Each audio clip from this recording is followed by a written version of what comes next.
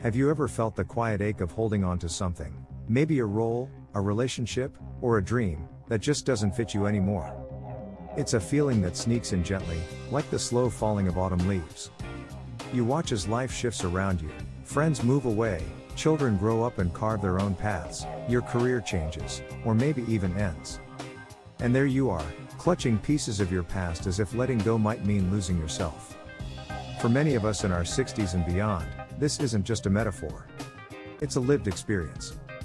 Perhaps it's the weight of downsizing a home filled with memories, or the pang when the kids don't call as often as they used to.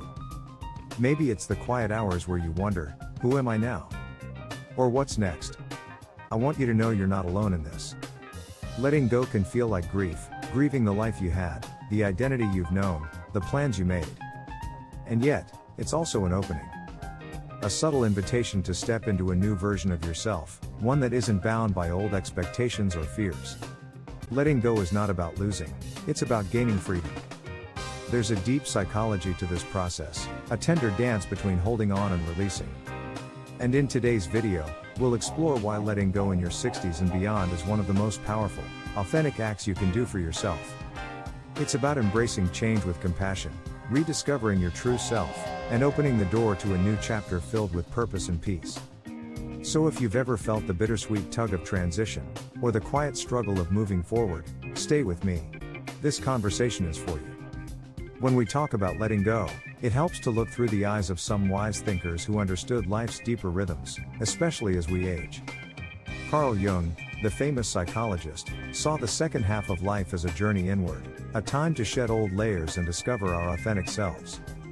He believed that in youth, we focus outward, building careers, raising families, chasing achievements.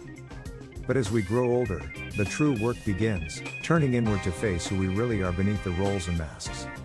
Jung described this as individuation, becoming the person you were meant to be, often hidden beneath years of societal expectations and self-doubt. Letting go, then, isn't about giving up, it's about peeling away what no longer serves you to reveal the essence underneath.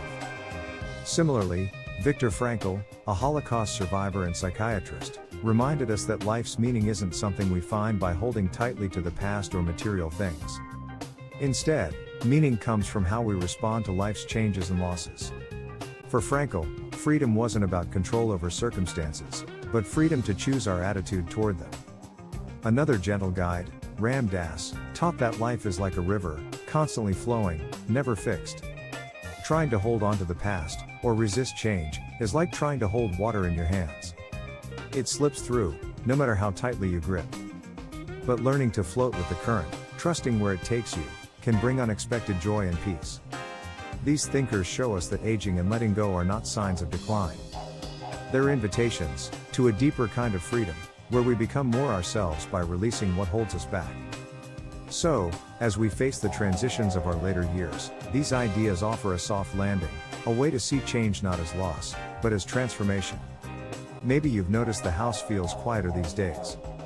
The kids have grown and moved on, your routine has shifted, and some of the roles you once played, parent, career person, caregiver, are evolving or fading.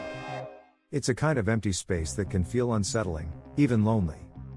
Letting go can feel like standing at the edge of a familiar shore, watching a boat drift away, unsure if you're ready to jump into the open sea. But here's the thing, that empty space is also a place of possibility. Perhaps you're downsizing your home, clearing out decades of memories packed into closets and drawers. It can be bittersweet, holding on to keepsakes one moment, then realizing some things are meant to be released so new stories can take shape. Or maybe you're grappling with caregiving, supporting a spouse or aging parent, while balancing your own needs. The weight of responsibility can make it hard to focus on yourself, yet in this season, letting go can also mean allowing yourself space to breathe, to recharge, and to find small moments of joy. And what about passions tucked away, waiting to be rediscovered? Maybe you once loved painting, writing, gardening, or music but set these aside for practical reasons. Letting go of old doubts and fears might be the key to welcoming those joys back. Sometimes, the fear of being forgotten, or feeling irrelevant, can hold us tightly in place.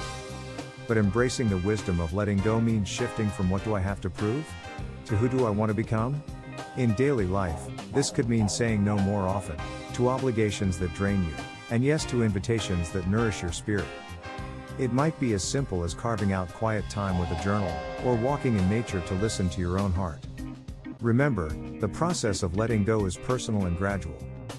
It's less about drastic change and more about gentle unfolding, like the slow opening of a flower in spring. You're not losing yourself, you're shedding layers, making room for a truer, lighter version of who you are. So, how can we make letting go a gentle, empowering process instead of a scary or painful one?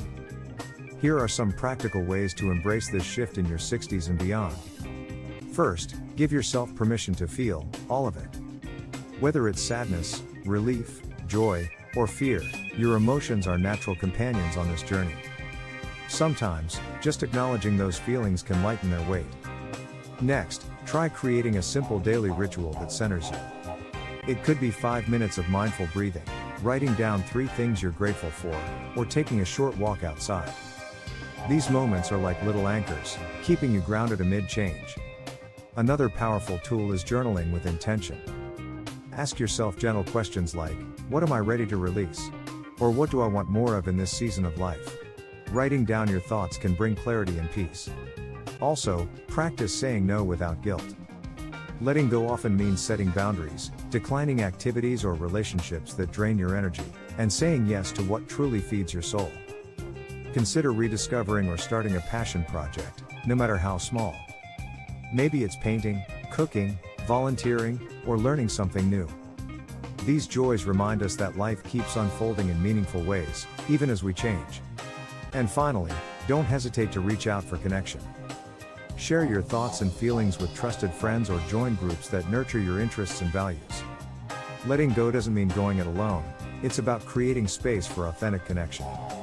Remember, the art of letting go is like tending a garden. We prune what no longer serves us to make room for fresh growth.